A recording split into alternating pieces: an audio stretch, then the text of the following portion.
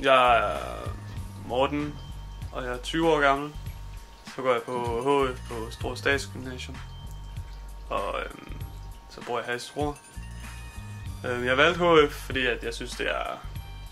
Eller jeg er interesseret i den måde, det er opbygget på, hvor det mest er eksamener, der tæller, i forhold til STX, hvor det er de daglige præstationer, hvor jeg synes, det lyder lidt federe, og det passer lidt mere på min personlighed, at man bare skulle yde meget til eksamenerne, og du så selv var ansvarlig for at læse op og lære materialet. Ja. Jeg synes, det er rigtig fedt at gå på HF.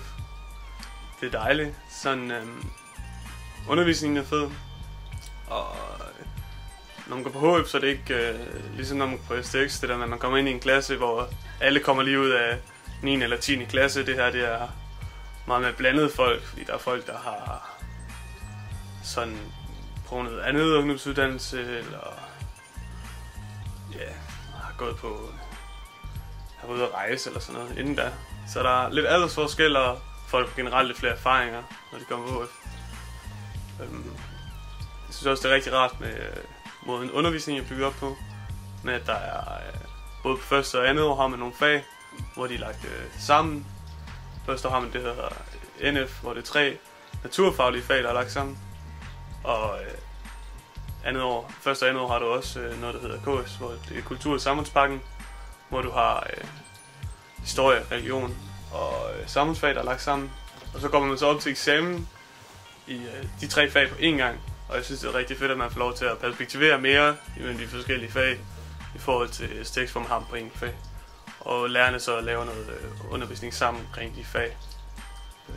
Generelt så er vi rigtig gode til HF at inkludere hinandens fag. HF på Struer Statsgymnasium har en masse forskellige valgfag, så man ikke normalt, når man vælger en HF, så er det, så kommer du ind, og så er der en bestemt linje, for eksempel, så har du sådan en designlinje, hvor du har noget om design de 2 år, og så er valgfagene bygget omkring det, men her på HF har vi selv lov til at bygge vores valgfag op. Så jeg har for eksempel valgt, at jeg har psykologi og kinesisk, og så mediefag, og så idræt på højere niveau, end vi normalt har.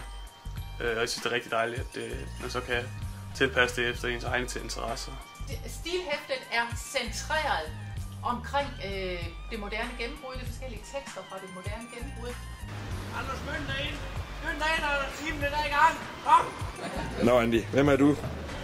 Jeg er en HF-elev, som arbejder hårdt hver dag. Andy, er du glad for at gå på HF? Jeg er så ulykkelig over at gå her. Andy, laver du din lektie? Andy, prøv at forklare. Du skal sgu da kigge ind i kameraet, når vi snakker. Nej, men jeg er så optaget af min lektie, og det er det, jeg laver. Er det svært? Nej. Får du kun 12-taller? Ja. Nej. Er du ked af det? Ja, lidt. Må vi se en tår? Nej.